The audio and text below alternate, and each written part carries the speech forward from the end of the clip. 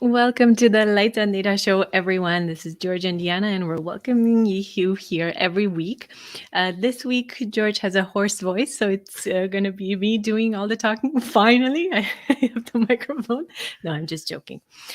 We have two wonderful guests today, Joe and Matt, and I have the pleasure of introducing both of them. Our guests today call themselves recovering data scientists. I love that name. They are co-founders of Ternary Data, Joe being the CTO and Matt the CEO and Matt the CTO. Joe is a data engineer and architect, as well an adjunct professor at University of Utah. He's an expert in statistical modeling, forecasting, machine learning, data engineering, data architecture, and everything else in between. Matt holds a PhD in math and is an adjunct faculty member in the math department at the University of Utah as well. Matt excels at data and cloud engineering, working extensively with Amazon Web Services, Google Cloud Platform, containers, Apache Workflow, and GPUs, among other technologies. Now, Matt and Joe have written an amazing book together, and this is our topic for today. Their book, called Fundamentals of Data Engineering, has become a bestseller, which is amazing. And we are going to find out all about it today. Welcome, Joe and Matt, and congratulations. Thank you. Thanks. I think, we've been a bit surprised by the success of this as well. We don't know what a bestseller means for Amazon's purposes. I guess we'll find out soon. Well, it sounds definitely very, very good. Yeah. So how does it feel to have written a book and for it to have become a bestseller as well?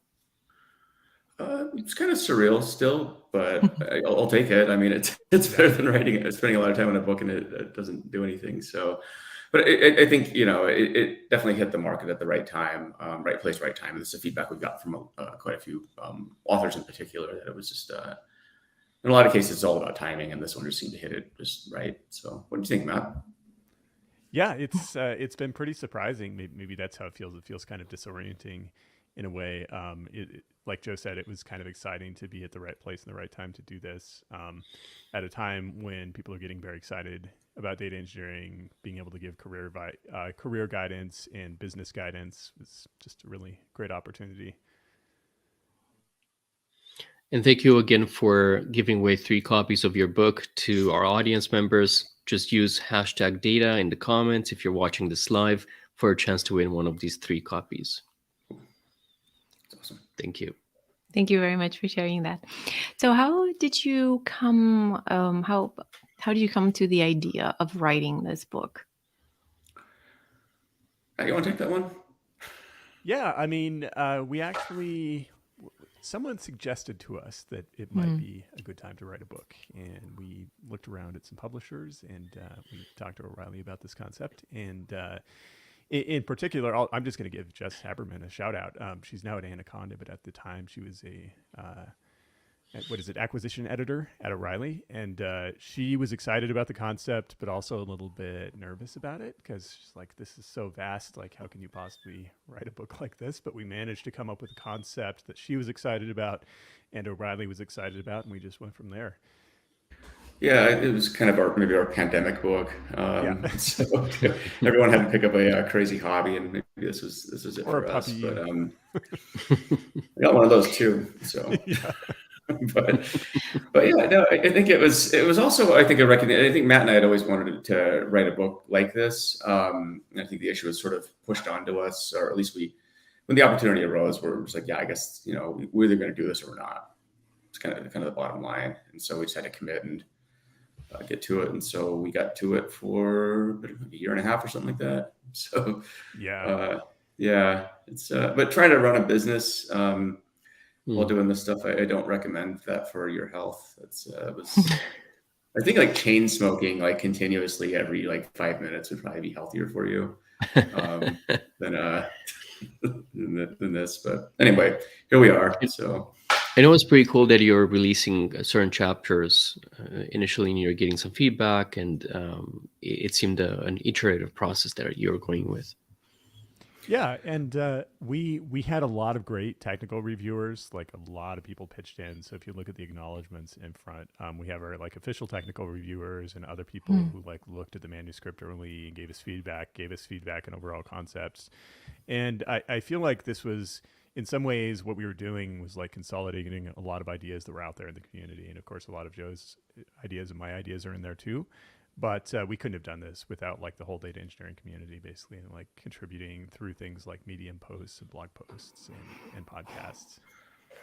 I think I mean, all that you said just contributes to to the high quality of the book. So first of all, it's a very, very good sign when the audience asks for it.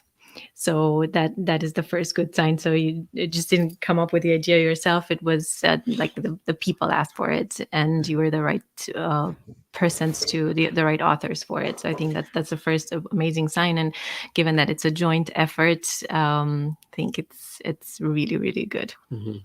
Yeah, I mean, but it's kind of weird though, because we did. You know, I will say at the time, it was weird because I didn't think we were the authors to write this book. It's a weird sense of imposter syndrome when you're taking on I think a book of this scale. It's not the easiest book to write, as Matt indicated.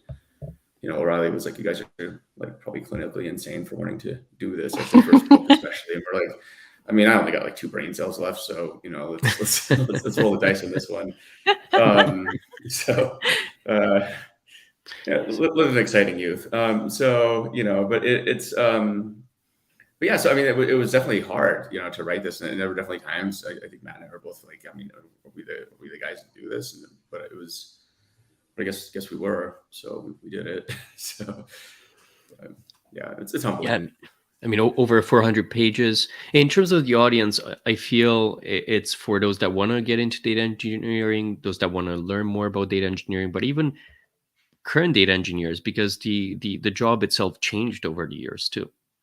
Yeah, and let me say this as well. I mean, part of what made this book possible was kind of stepping back a bit and taking a higher level view. And so, for example, if you're a current data engineer, this book is not really going to help you to be better at Spark. There are lots of fantastic resources for things like that to get real deep in the fundamentals of Spark or the fundamentals of Apache Beam, say. More the goal is to just give people like a high level of what are the goals of data engineering. How do you choose technology in the first place, right? Like, how do you even decide if Spark is the right technology for you? How do you make decisions around placement of workloads?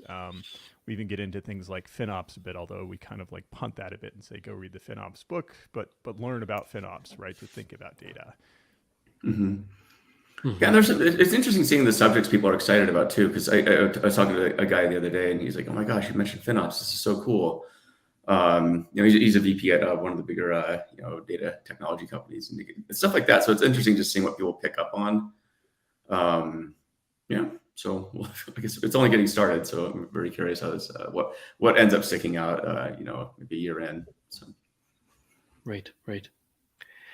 So, well, let's try and define what is data engineering to start. And now the question is, how much time do you have? Yes. I mean, I think at the end of the day, data engineering, if you could boil it down, it's you know, the life cycle of getting data from source systems, you know, and making it useful for downstream users like data scientists, analysts, you know, or other processes like reverse ETL too, which we call out in the book. So I think it's really the data lifecycle management, you know, from point A to B in that spectrum I just described. So what do you think about what is data engineering? Is it a collection of tools? Is it a collection of stuff? And I think we take a stand here, right? When like we definitely commit to an idea that it's not that, it's not a collection of tools. And that's not to say that you can be a data engineer without being a really good technologist. You have to be a good technologist to be a good data engineer. But fundamentally, the tool is meant to serve end goals. And so that's how we define data engineering, like Joe said. You take the raw ingredients and you make them useful. Fundamentally, that's what the life cycle is all about. You learn technologies, you get really good at technologies to serve that life cycle and to serve your customers, basically. Mm-hmm. And in your book, you're talking about that balancing act of data engineering, right? The fact that the data tooling landscape is less complicated than it used to be years ago. And, you know, not that the data engineering's job is less difficult, but now they need to balance different things in their job, in their day-to-day activities. And you're mentioning 6 things in your book. Can you just briefly talk about which ones those are? You want to take that one? So I believe it was cost was one, right? The first one. I gotta look at the book. Actually, managers it's been a while are. since I've read it. Matt, keep talking real quick while I find what he's talking about. I mean, I'll give a high level summary of some of these issues. Oh yeah, cost, agility, scale. Yeah. Yeah. So I think a few years ago there was an era.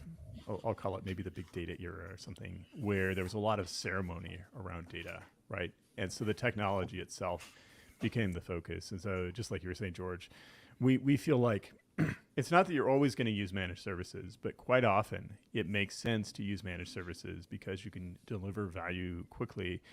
And then if there's a specialized use case where you need something more sophisticated, more targeted, you need more flexibility than these managed services offer, that's where it becomes your job to develop something custom, or at least to go a little deeper on technology. But rather than like always trying to build things from scratch and putting a lot of ceremony around data engineering, a lot of the balancing act is just focusing on what your goals are and then identifying where your effort should actually flow. Like, where should you actually be spending your time? And go ahead, Joe, you have something to say. Well, I mean, it's less complicated and it's more complicated in other ways, I would say, because there's more tools these days too, and there's higher levels of abstraction. So choosing the right tool and or technologies and cutting through the noise, right? I mean, that's half the battle these days. I mean, Matt Turk's infamous, data landscape slide from last year, I mean, kind of highlights this, where there's, I think there's more data startups than there are like atoms in the universe almost. So it's kind of crazy. So just wading through that, just all the options out there, I think is where it gets complicated. But again, the balancing act, right? If I zoom in on the page here, which I just found, it's cost, agility, scalability, simplicity, reuse, and interoperability, right? These are things you got to balance now, right? Whereas back in the day, as Matt was talking about, maybe it's a bit, I would say it's a bit more of a blunt way of looking at things, where it's like, I have a tool that I'm going to use, and that's kind of how it is. And there's always been ceremony too. I mean, but even if you go back to like the early days of data warehousing, I mean, ceremony was there as well. I think ceremony always follows technology and data to some degree, but we just have different ceremonies now, different seances and stuff. So one of our listeners from YouTube is mentioning that, in many organizations, still there is one person who does data engineering, data management, data science. They wear many hats, end quote. Do you feel that that's still the case, or do you feel data engineering is starting to get more and more separated from these other roles? I think it's a bit of each. So I think data engineering has emerged as a discrete profession, but I think in practice, if you're at a small startup, then you probably have to wear several hats, and you have to be the architect, you have to be the engineer, you have to be the data scientist, just like you were talking about.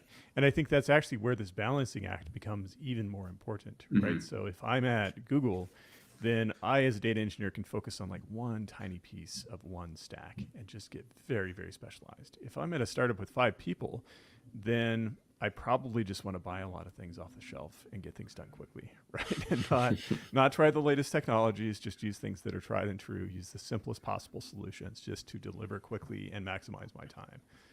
Well, it's kind of like being an Olympic athlete versus being a CrossFitter, right? Like CrossFitters are very general, and I think it's actually become its own sport, but like, you're not really good at like one particular thing.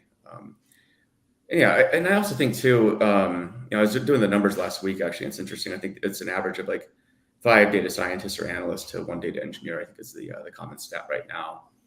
It sort of varies. Maybe there's, 10 data scientists or analysts to 1 data engineer, but you kind of get the point. So I mean, that's maybe a rubric to look at things through, but it really depends on the maturity of your organization too. Every company is different, and so this just depends on what you need. I would say don't blindly follow the rubrics and just hire people because it's that's what you're supposed to do according to like some ratio or something like that. So, right. Andy here is mentioning moving away from being a Swiss knife to becoming a scalpel. Yeah, that's totally right. I mean, you start with the Swiss Army knife when you're brand new. It's like, I've got to figure out how to do a bit of everything. Maybe it's not absolutely the best toothpick or the best knife that I have, but it gets the job done. Whereas, as I scale, then I prioritize specialized data roles. And so maybe that's part of what you're thinking about as a small company is not just like, what's the role of this person, but how are they going to grow? So as they grow, what hats are they going to take off? Are they going to become more of a data scientist? Are they going to move more toward becoming a data engineer? And also, who's the person with that like kind of cross-training skill set? You know, what's the background of that person that's going to be able to do those multiple roles? Maybe a recovering data scientist. I don't know. Maybe that's the kind of person you bring in. Or recovering data engineer. Yeah, that's possible too. Irina is wondering, where do you recommend the data engineering reside? In IT or on the business analytics side? That is a tough question, actually. I think it depends on your company. It does, yeah. We talk about a few different organizational structures, I'll say too. We've seen a number of new like C-level roles emerging over the last decade or so. So like the CTO, for example, has really risen to prominence, like chief data officer. I think the danger of the traditional structure of having like IT be very separate is that IT tends to be viewed as a cost center. And what's nice is if you can put data engineering on the product side, so they're not just tasked with like building very basic tables in a data warehouse like service organization, but they're actually building a product that not only faces inward, but potentially faces outward too. And we're seeing a lot of that today. Joe, maybe you can talk about like embedded analytics and that whole trend. Well, yeah, and I'm just a fan of embedding everything, basically analytics or engineering or whatever. But embedded analytics means basically, you know, an application is serving dashboards to end users, not just internal BI. And I think like embedding data engineers onto a, you know, a product team is probably the best way to go. It just keeps you closer to what the customer ultimately wants. I think IT embedded, you know, if everything's in IT, it could work, but I think ITs where good ideas usually go to die, to be frank. So, and that's just kind of how it is traditionally. Now you're just more of a support role for the organization, more playing defense, I would say, than playing offense, which is my mode of operation if I'm going to be running a team. So at the end of the day, it's you know you got to be servicing customers. That's what it comes down to. So again, you know, having like kind of a maybe a central data team, but having them embedded in different product lines, I think is my preference. So. No offense to IT. IT's great, but you know. Yeah, I would say some of the problems with the traditional organization of IT actually more have to do with how the company treats them, right? Again, as a cost center. And so part of what we emphasize in the book is FinOps, and FinOps came out of the cloud movement, right? Like these startups got onto AWS, and then if they're not careful, if they're not engineering their costs, the costs would just blow up. But another big idea inside of FinOps is that you're not actually just focused on controlling costs, you're focused on making money. And so you're looking at, okay, where can I spend money? Say I identify an embedded analytics opportunity and it's going to cost me money. But I say, well, but my customer experience is going to be so much better. You work with product to say, what is this going to do for our customers? How's this going to retain more customers, attract more customers? What new tiers of service can we offer? And so I think even in an IT org, if you start thinking of IT as making money, which, you know, tech companies do, whether they call it IT or not, really change that point of view allows IT to operate better. But it depends on who IT reports to as well. If it reports to the CFO, it's probably going to be a cost center, right? Because that's just kind of how that goes. If it reports to the CEO or, you know, the chief product officer or something, I think it's a much different story. Yeah, so. I have to make a parenthesis and an observation. So I see that you're on the same page, pun intended, that you agree with each other's opinions. And I was wondering, throughout writing the book, was there a moment where you didn't agree on how to do things? Oftenly, yeah. There were just like little disagreements, or we'd like try to, you know, we'd come from different points of view and we'd come to an agreement, convince each other and decide which way we're going to go on something. So. I mean, the danger with Matt and I too is that we were able to finish each other's sentences because we know each other too well. And so if one of us misses something, the other person probably did too. Nice. At the same time, definitely, I would say, you know, minor to very violent disagreements occasionally on how things would go in the book, but verbal disagreements, not like physically. Yeah. Well, no, because we're talking virtually now. So that's right. Yeah. Yeah, but it's, you know, but you want that interplay too. Like if everything's kumbaya while you're writing the book, it's probably going to suck actually, right? Because it's just you're not pushing yourself hard enough. And, you know, but also it's just, you know, we had a fabulous tech review panel who I would say beat the crap out of us pretty hard. But you want that, right? It's like preparing for a boxing match or something. You don't want a sparring partner who's going to go light on you. You want the people that are going to, you know, smack you pretty hard. Because when you get out, you know, the ring, or in this case, the real world with the book, real world isn't going to be too easy on you. So you want people to be tough on you, and I think have disagreements. That's what makes great ideas. Mm-hmm. Right. Very, very nicely said. And was there a moment where you thought that you will never finish it? No, we knew it would finish. Yeah, what about you, Matt? I guess we never talked about this part. Were there times when you're like, just? So I think I learned a long time ago, like even as an undergraduate, but later on in graduate school, that when you just feel exhausted, what you typically need to do is like take a weekend off or take a few days off. Like every time after finals, I'm like, I'm quitting. I can't do this anymore. Or after like prelim exams for your PhD, but you just like take like, okay, I'm not going to quit today. Maybe I'll quit in a week. And then you give it a week. It's like, okay, things are okay. It's not so bad. I passed, so we can move on from here. I don't know. Yeah, I'm over like the Winston Churchill quote, like when you find yourself going through hell, keep going. So, so that's, I don't know. Matt and I have different approaches to stuff, but I think at the end of the day, it's whatever's gonna like make you feel like you can keep going. I think is the whole point, because you do have a deadline, right? And there are expectations. You can't just like up and quit. I mean, how's that going to look? How are you going to look back on that experience and say, I put a lot of effort into this and didn't go anywhere. And it's also your reputation too, with everyone who wants you to succeed. It's like, you want to be seen as a flake and as somebody who just up and quits because it got too tough for you. You're not going to get a second chance at this if you do that. Either way, I think it's a huge achievement, and it's your legacy, kind of something that's going to be one there. of them. One of them. Yes. No, I mean, it's interesting because we're getting that same feedback from, I would say, some of the biggest authors in the field, and they're actually giving us that same feedback. Where this is going to be one of the the future classics. This is, I'm not going to name names, but I mean, we've been told that in some ways with this, it's going to be big. It's going to be one of those books. So. And it is already. It's going to get bigger, but it is already. I mean, it's a bestseller. Come on. Yeah. Ultimately, it depends on what the customers want. If the world thinks it's kind of a plunker, then I guess it is what it is. But it seems to be getting good feedback for now. Yeah. So we'll see. So I guess we're thinking about new ideas too. Go ahead. Sorry. Yeah, I was just curious how you address this challenge in the book, because I feel one of the biggest challenge within data engineering is how quickly the landscape is changing. And writing a book that you've started about a year ago or so, right?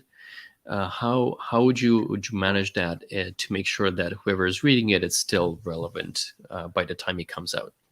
Yeah, I'm going to give Joe a lot of credit on this one. One of the things Joe said very early is that we need to focus mostly on the stuff that doesn't change, right? Mm-hmm. And again, that's this idea of like, you can't, if you're going to write a book that's intended to cover the landscape of data engineering, you can't just focus on Spark or focus on like one really cool new technology. You need to take a step back and say, okay, what hasn't changed? What hasn't changed since the 80s, since the 90s, since the 2000s? And we try to really distill that down while also talking about current trends and identifying some things that are coming down the road. But like grabbing, really focusing on the things that will evolve but not fundamentally change in practice. I mean, it's kind of what Jeff Bezos did with Amazon. I remember reading this thought experiment where he's like, so what are customers always going to want, right? They want things faster, cheaper. That's never going to go away. There's never a scenario where people are going to want things more expensive and slower.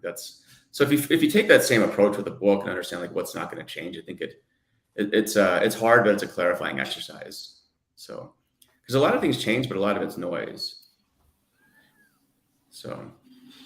Well, and it's funny because often what we see with technologies is that really it's kind of this parade of technologies that are actually very similar, but just iterative improvements on each other, right? So pendulums as well. And pendulums. Yeah, that's true. Yeah, that's a very good point. But you had Hadoop, you had Hive, you had Spark, you have new technologies coming out. I think the big changes we see coming are not that are kind of already in flight, if that makes sense. Maybe broader deployment of streaming, but it's not that streaming is like this brand new thing. It's just that maybe it's going to be organizationally more common than it is now. Well, I think what's going to happen is streaming is going to be just like what data warehousing was in the 2010s, or all the technologies, really big data technologies becoming democratized and available. That trajectory just keeps going with basically every technology. It doesn't matter what it is, so. And related to that, we have a question here from Manas, which I'm going to paraphrase. It's a little bit longer, but he's mentioning that data engineering is really equated with speed and agility. And how does that conflict or butt heads with data governance and data quality management? Are those seen as a hurdle to that speed and agility?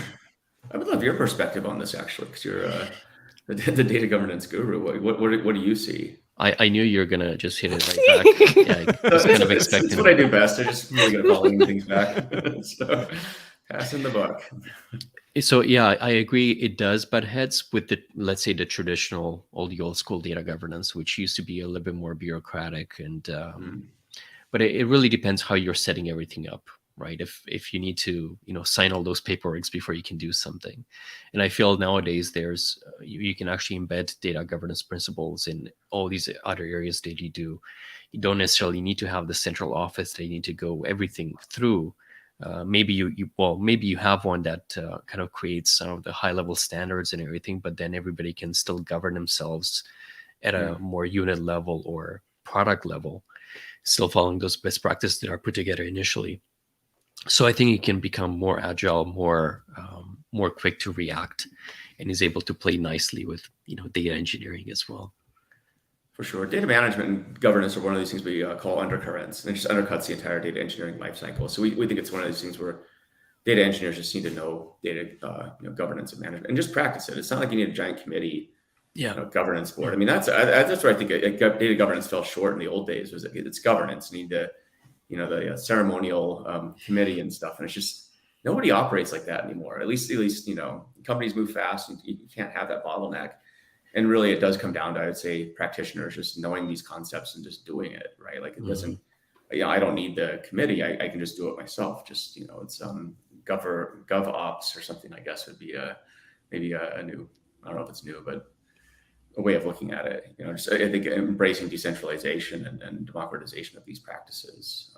And I think people like you are leading the charge on that too, which is cool, right? Where,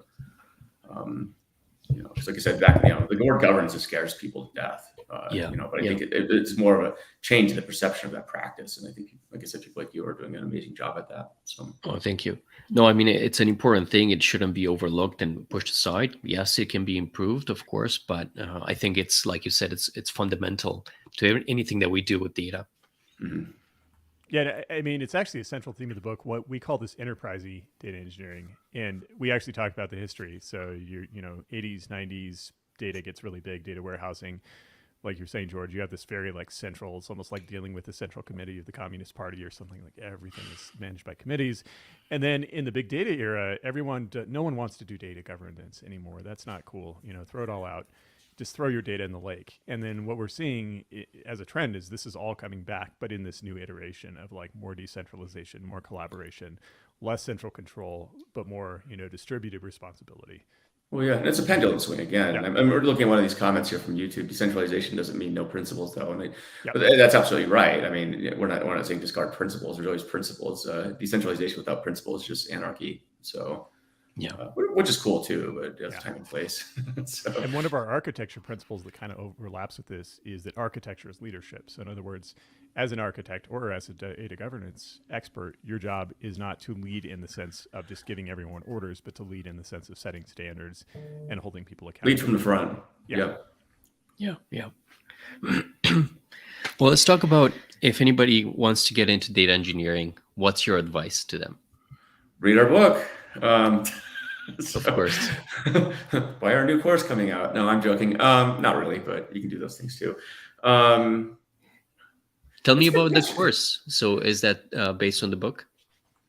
Yes. It's going to be, there will be some differences certainly, but it's based around the ideas in the book, and it's going to be a video-oriented course, which we're hoping to get soft launched maybe by the end of the month, early September, basically. Oh, nice.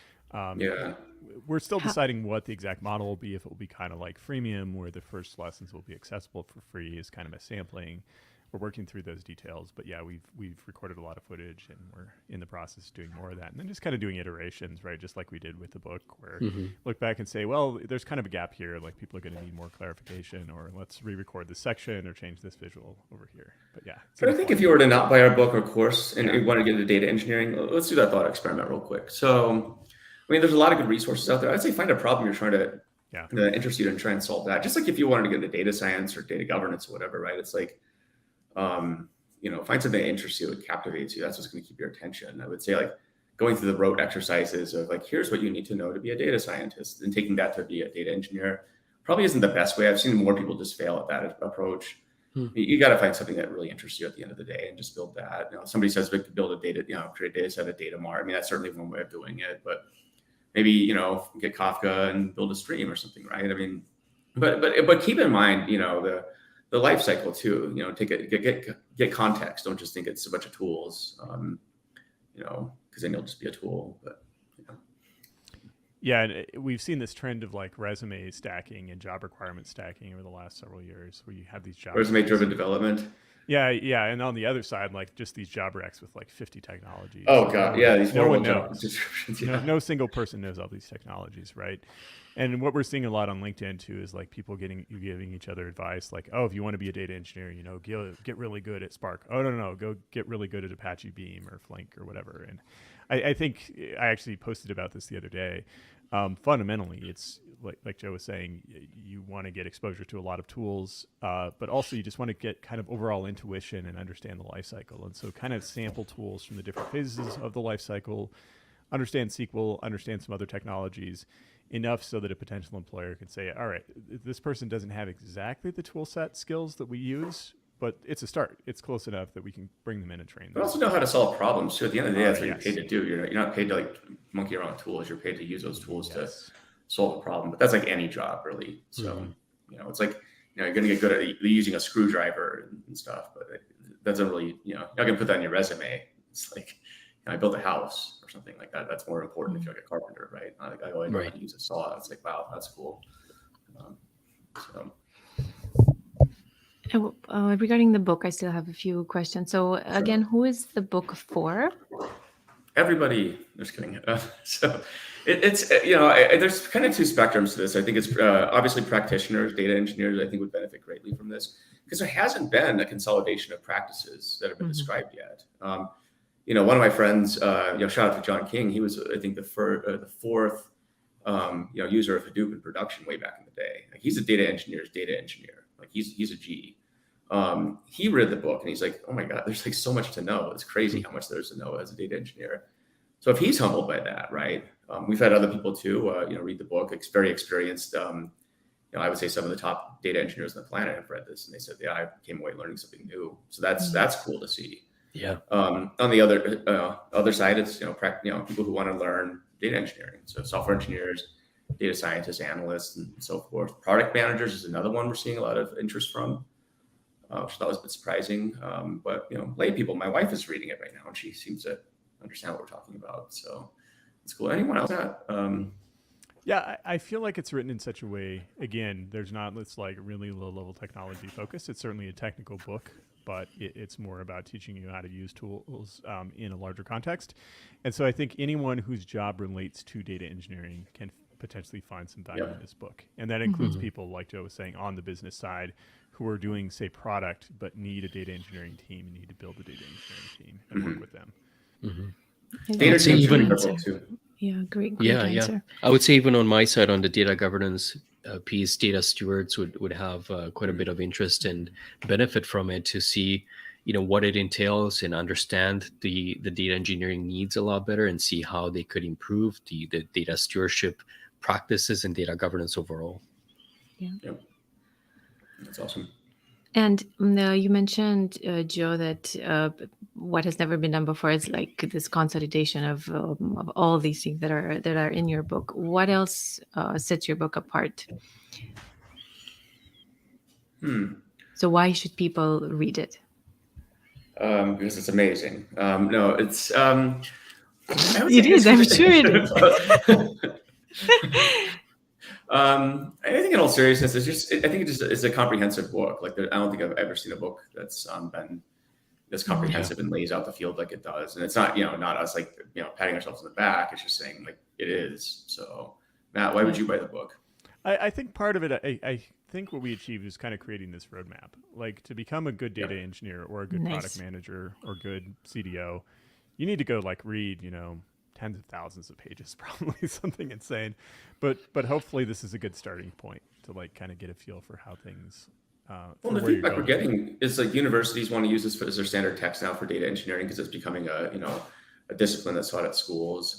Data teams are using this book as we got a message from one of my friends. He runs an awesome data consultancy in the States. I'd say one of the better ones around. And he's like, we replaced this. We replaced a couple of books with your book, and we're just going to use this for Awesome. our onboarding now. I'm like, that's cool.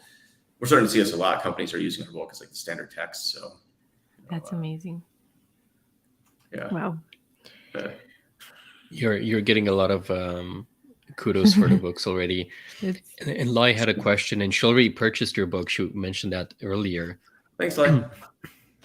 She's wondering, when data issues get reported, what's a typical workflow to tackle it at companies with different organizational structures? So do you tackle it at that data engineering level? Is it the data governance that gets involved? Data science, IT? Do you have a sort of preferred workflow? Just ignore the issues; they'll go away. Matt, what would you recommend, Matt? I think the first thing is, and this is something we emphasize a lot in the book, and I get it, it's hard to achieve in practice, but we just need a more collaborative atmosphere across teams, right? Yeah. So what I've seen many times is like, and I've been guilty of this myself, let me say, but like the data engineers, the data scientists think they're really cool. And so when marketing comes to them with something that looks boring, they're like, whatever, I'll get to that eventually. Like that really needs to change. It needs to be this very like, we're focused on customer service. We're focused on both our internal customers at the company and the people, the external customers who are using the products who are going to be affected by data. So when that reporting happens, data engineers need to be very focused on getting things done, I think, in general. What are your thoughts on that, Joe? I largely agree. I think it's a good way of doing it. Depends on the organization is structured too, and how they solve problems. Solving problems is really a cultural thing too, right? At the end of the day, some people are very, on top of it. Some people are, companies are just, they just seem allergic to solving issues, or they pass the buck and blame other people. I mean, it is true, right? And so I think it largely depends on, I think, the cultural makeup of like how your company solves problems in general. It's not a one size fits all answer. So somebody asked if you can increase your mic volume, Matt. Oh, sure. Yeah. Just crank it all the way up. So yeah. Nothing but static. Crazy. Thanks, Matt. Matt's just a really soft-spoken person too, so. So where can people find the book? Let's see. Well, you can actually get it delivered from Amazon now, which wasn't the case for a long time, but it seems like delivery's been pushed out to close to the end of the month. You can get it on Kindle or the O'Reilly platform right away in digital format. We actually make more money on the digital sales, by the way. So yeah. And I will say, I know. I'm actually going to give O'Reilly a slight sales pitch here that the O'Reilly Learning Platform is really cool. And so if you find yourself reading a lot of O'Reilly books, it's not cheap to get the yearly subscription, but it gives you access to everything on O'Reilly. But if you're at a university, I think you can get it. Depending if your school subscribed or from libraries, we've also heard. So yeah, like University of Utah, where we teach, does that. And we actually we use a textbook that's an O'Reilly book, and so it's free for the students. It's great. That's nice. Awesome. But if you buy the book, give it a good review on Amazon or O'Reilly. Smash the like button. So awesome. And the course, whenever it's going to be ready, where can people find your course? TBD. Stay tuned for details on that. Yeah, just follow Joe and Matt on LinkedIn. Okay. And I think you'll know. Good. Yeah. We'll send you guys some information directly if you're interested in mentioning that later. Yes. And definitely on LinkedIn. We'll have some links for the landing site. And there's also, we need to give a shout out too. We're also doing corporate trainings based on the book. We're starting to get a ton of requests for that. So you can get the on-demand version online, or hire us at ternarydata.com for custom corporate trainings. Happy to help out. So. Oh, that's awesome. Yeah, and I'm sure you'll be cater to the organization's needs and that audience. So if you're listening to this, contact them right away. Right away. Well, after the show, maybe. And make sure that you do tag #data so you have a chance to win one of the 3 books that they're giving away. Let's do that right now, actually. Let's take our first winner here. Oh. Getting your #data in. Just going to give you a couple more seconds here. There you go. Good. Good. From YouTube coming in as well. Twitter. All right. Okay, let's do the first draw here. See who's going to win this. Going to have to take a photo. Oh, this is kind of cool. How do you do this? Hey, Alexander. Awesome. Okay, please send me a message on LinkedIn. I'll take a photo and I'll contact you if I don't hear from you. But you're the first winner. And we have 2 more to go. Yeah, we're going to draw again. This. Joe, we should give away some books as well on one of our shows. Well, we should. I would say too, for the people who've won, Matt and I can send you a special video in lieu of an autograph, unless you want us to autograph your iPad or Kindle. Oh, nice. It's on the, Or on maybe the a screen. bookmark. You can With send a a permanent signed marker. too. Yeah. We also do Nice. custom tattoos if you want that. So Joe is very skilled. What would you put on a tattoo? Ternary Data logo or hashtag data engineering? probably a bird. I don't know. Put a Mm. bird on it. It's got Portlandia reference. Do you know why O'Reilly chose the bird, or you had some? We don't have saying any that? input. They just Okay. tell you, say like, here's your animal, which in this case is a bird, but you have no input into this, and they just send it to you at some point. So Cool. yeah. It's been a lot of birds lately. Martin Klepman got his warthog. I mean, warthogs are cool too. I like the bird though. Yeah. Hey, all right. A lot more entries are coming in now that people are seeing that it's for real and people are winning this. So This is not just fishing, It's everyone. not, yeah. Let's do another draw. And there is a chance that the same winner will come up, but obviously, if that's the case, we'll just redraw. What app is this, by the way? This is pretty cool. Wow. Yay. All right. I don't know Chris your is very identity. involved as well. So please contact me on LinkedIn, George Fairycan, and I'll just need your email address. Cool. Perfect. Cool. And we're doing it once more. Yeah, let's do the last draw for a lucky winner. Let's go for it. I should have typed it too. Yeah.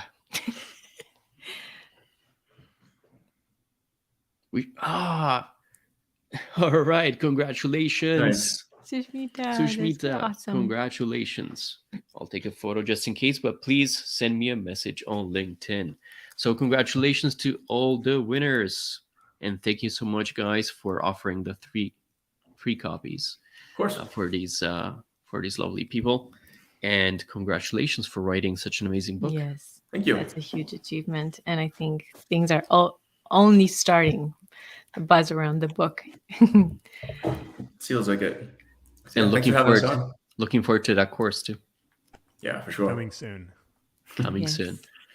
All right, Matt. All right, Joe. Thank you again for joining us and talking to us about the fundamentals of data engineering. And thank you for your amazing contribution to the world of data Thank you. and of data engineering. And thank you everyone for being so engaged and for being in such a large number today with us here, and for your lovely comments and great insightful questions as well. I wish you all a very, very happy weekend, and we'll see you next week. Happy Friday, everybody. See ya. Happy Friday.